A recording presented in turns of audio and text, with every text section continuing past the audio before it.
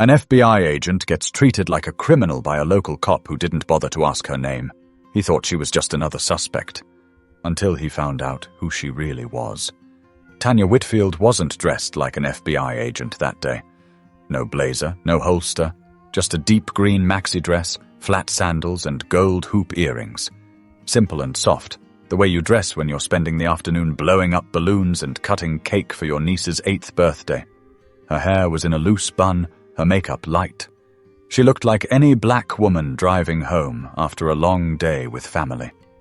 It was nearly dusk when she turned off Highway 11, heading toward her home in McDonough, Georgia. A peaceful neighborhood.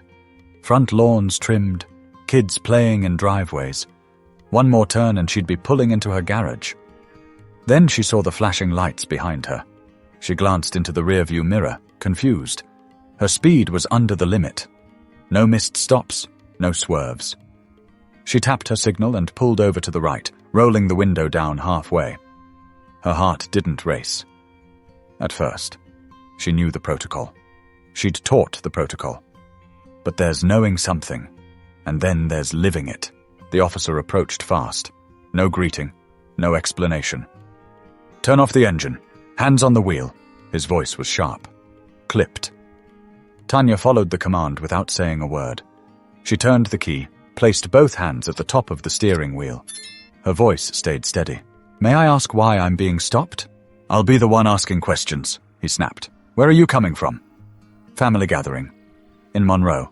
You alone?" "Yes." He moved to the back of her car, inspecting the plate, then back to her window.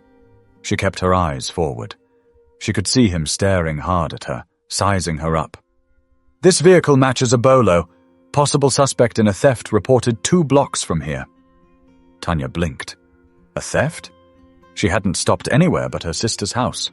"May I show you my identification?" she asked. Calm but firm. "Hands where I can see them." She didn't flinch, but she stopped moving. Her fingers stayed glued to the wheel. "I'm reaching into my bag for my ID. It's right here on the seat," she said. "I didn't give you permission. Keep your hands up." This wasn't procedure. It wasn't even logical. That's when something shifted inside her. A familiar click. That quiet moment where instinct takes over. She knew that whatever she said now, however she said it, could change the course of the next 5 minutes. Still, she didn't yell. She didn't argue. She sat there, letting him feel in control. But she was watching everything. His grip on the flashlight, the aggressive tilt of his shoulders, the way he looked past her, never at her. A second patrol car pulled up behind him. Back up. Tanya felt her fingers tingle slightly. She hadn't even noticed how tight her hands were clenching the wheel. The second officer, a woman, stayed near the curb, didn't approach, just watched. Tanya looked at her briefly, hoping for something. An opening. A pause.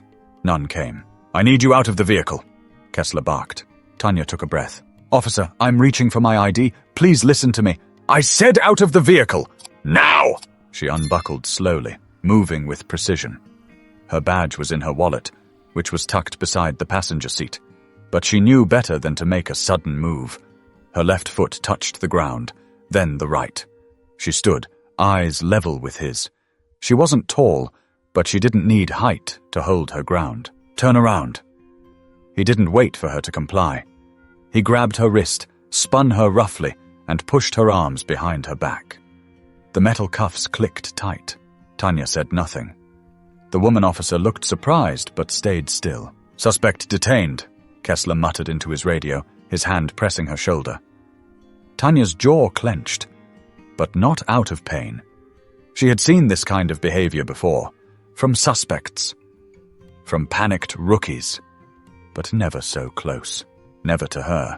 But things got even worse when Tanya reached for her ID. Tanya stood beside her car, wrists tight behind her back, the cold steel biting into her skin.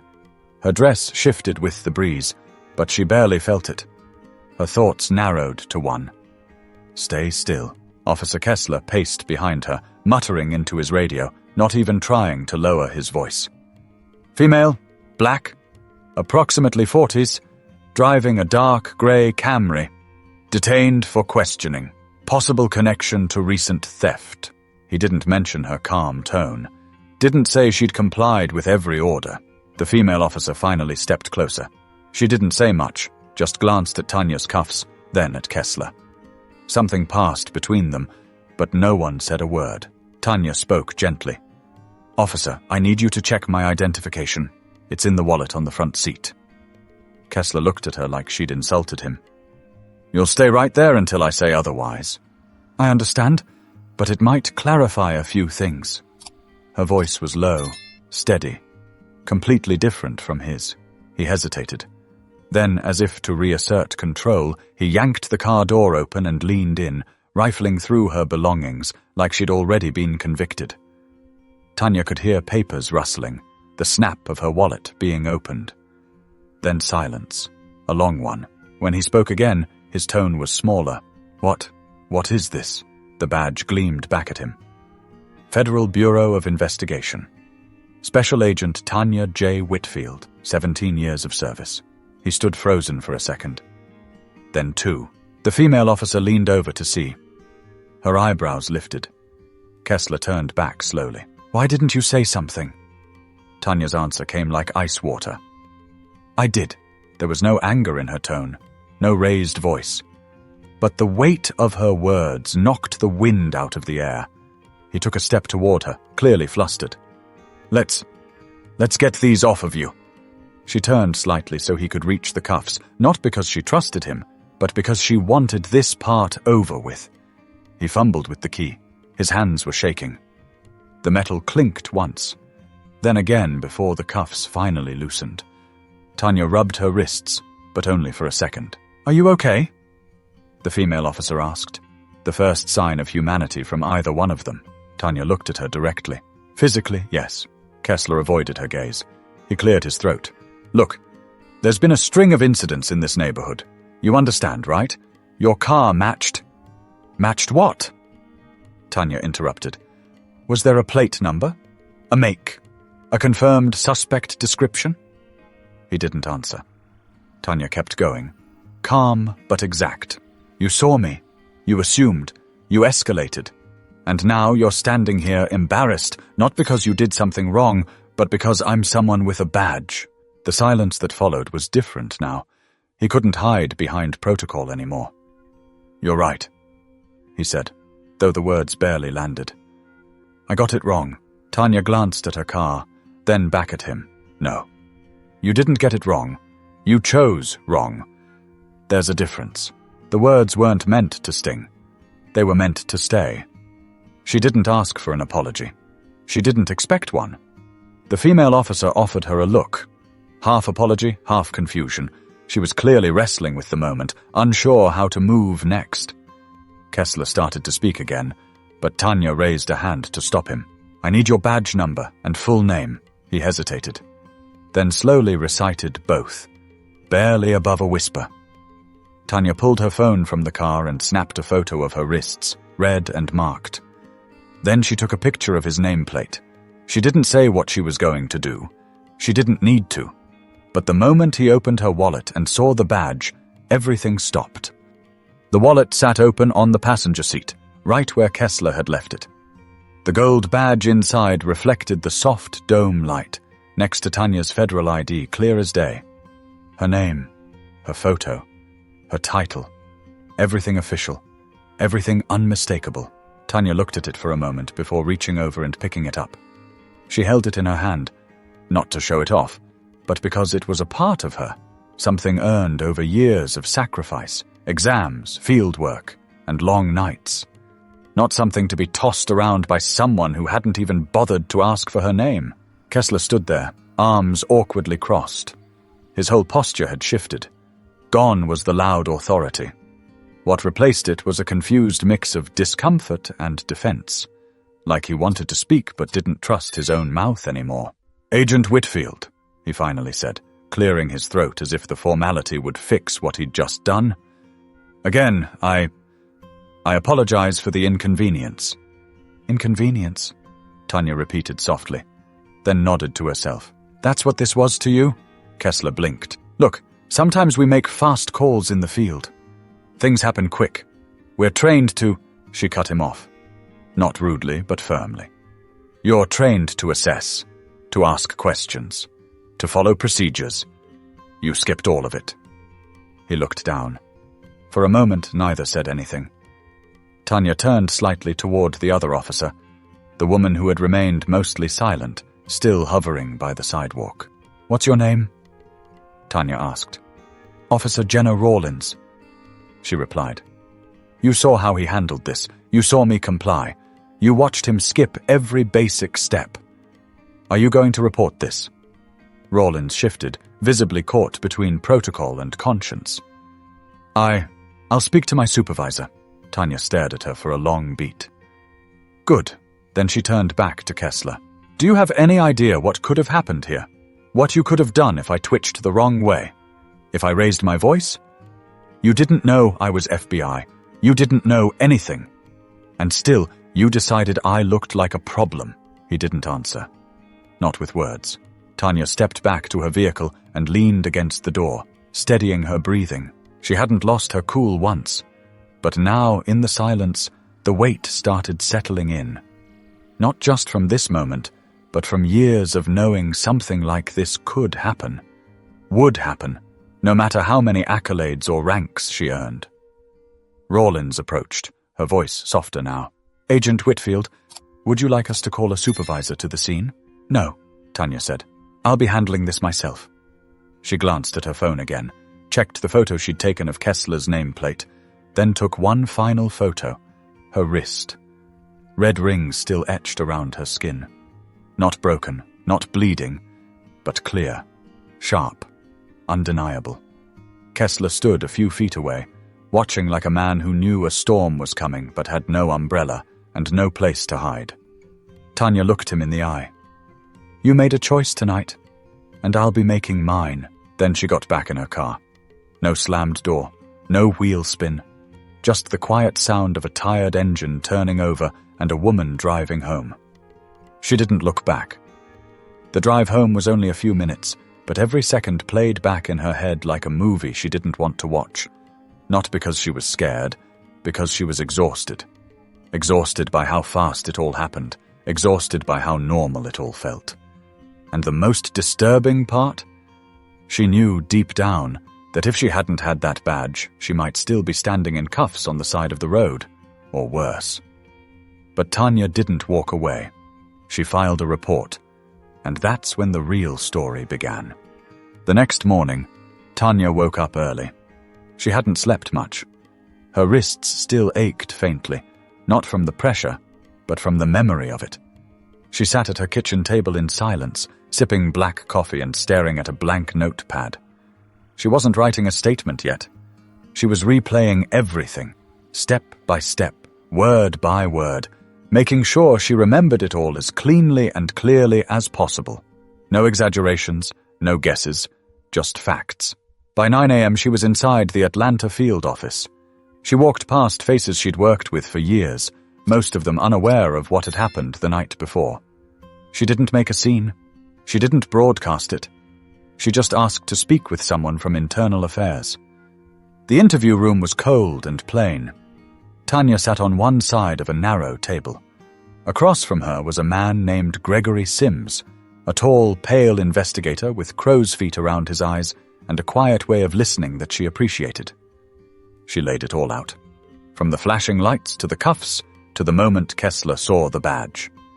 Sims didn't interrupt, not once. He scribbled in a spiral notebook while she spoke. When she finished, he looked up slowly. "You're not the first person to mention that officer's name." Tanya's brow tightened. "Excuse me?" Sims sighed. "There's a growing stack of incident reports tied to Officer Kessler, mostly minor force complaints, profiling, stop-and-question cases without proper cause. A lot of them were buried or brushed off." Tanya leaned forward. "How many?" Sims hesitated. 8 formal complaints. 3 from black men under 25, 2 from Latina women, 1 from a Navy vet. All within the last 18 months. Her fingers curled into fists in her lap. "And nothing's been done." He's been counseled, sent to refresher training, but nothing stuck.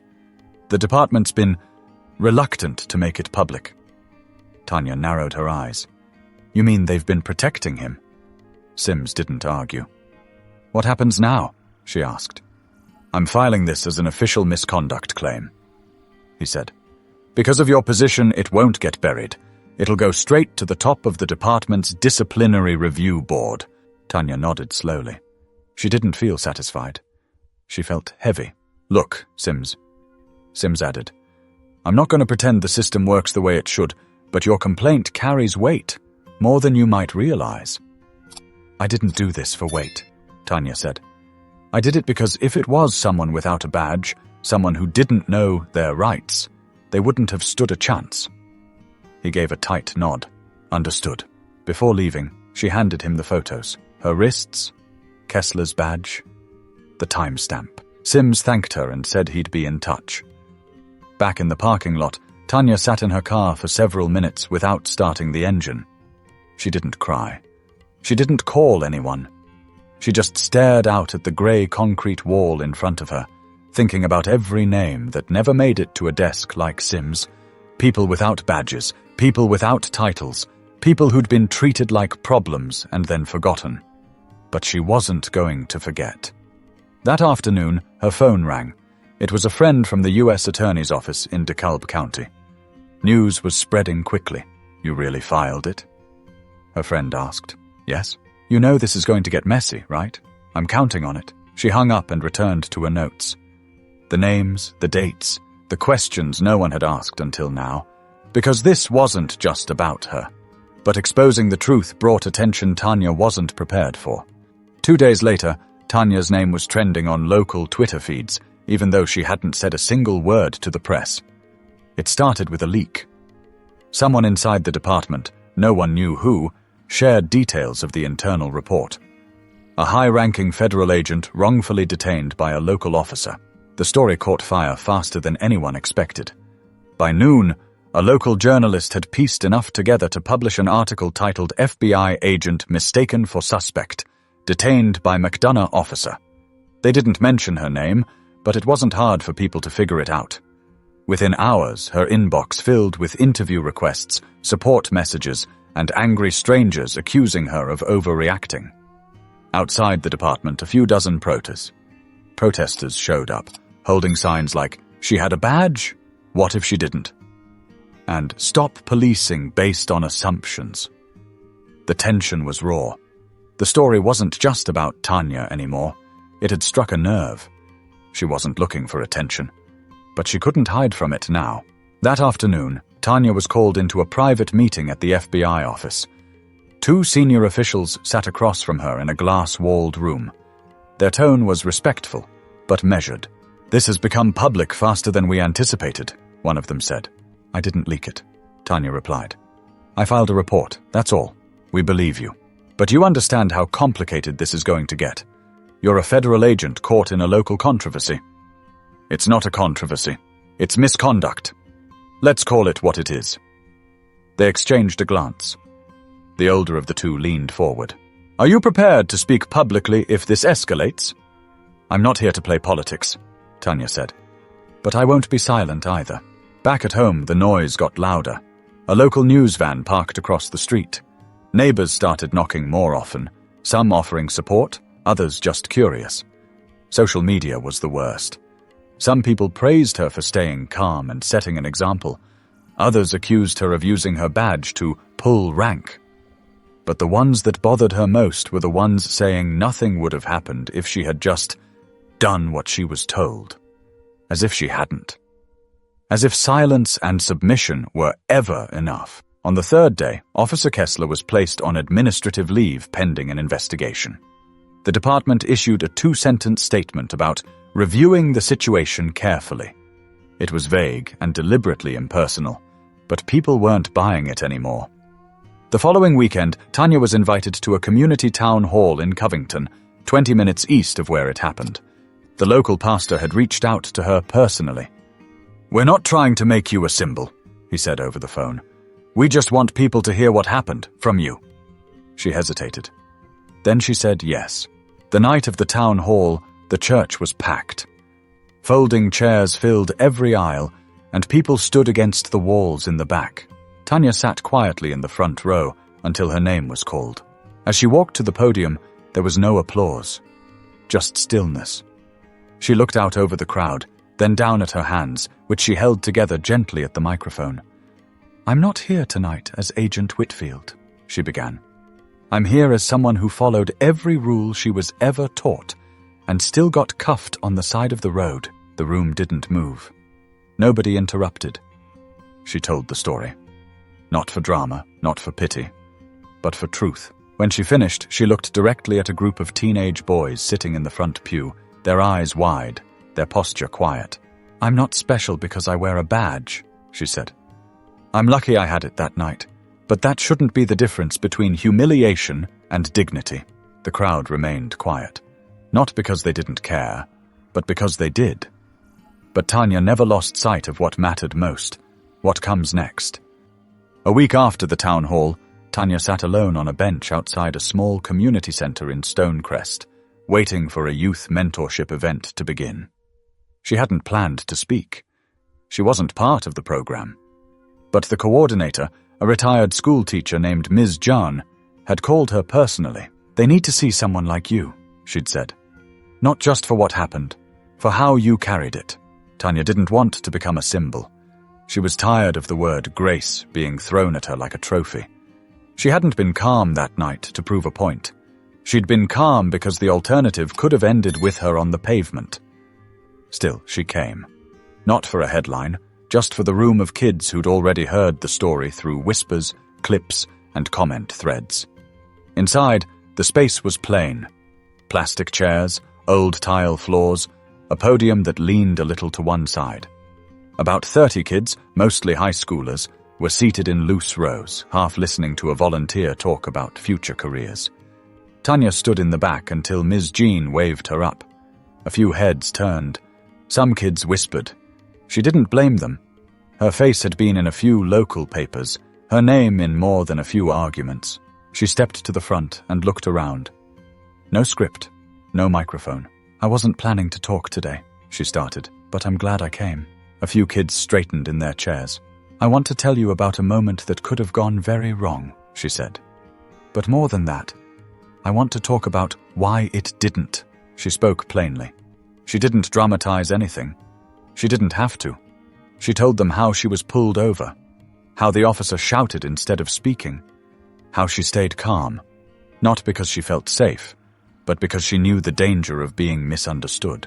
She told them about the cuffs, about the silence, about the badge that changed everything. And then she paused. "You know what scared me the most?" she asked the room. "That without that badge I was invisible to him. Not a person, not a professional, just a profile." One boy near the front, maybe 15, raised his hand hesitantly. "What would you have done if you didn't have your badge?" Tanya let the question hang in the air for a second. "I honestly don't know," she said. "And that's the part that keeps me up some nights." The room went still again, but this time not out of shock. It was respect. Reflection. Another teen, a girl with thick braids and a notebook in her lap, spoke up. "Do you think he's going to get fired?" "I don't know that either," Tanya said. "What I do know is that I spoke up. Not just for me, but for everyone who's ever been stopped and didn't have a title to shield them." Someone clapped. Then another. It wasn't loud. It wasn't forced, but it was real. Afterward, a few students came up quietly. One boy asked for advice on how to deal with authority without losing yourself. A girl said she wanted to study law. Tanya stayed and listened, offering honest words, not rehearsed ones. When she finally stepped outside again, the sun had dropped low behind the trees, leaving a soft amber light across the parking lot. Ms. Jean came out behind her, holding a Tupperware of cookies she insisted Tanya take.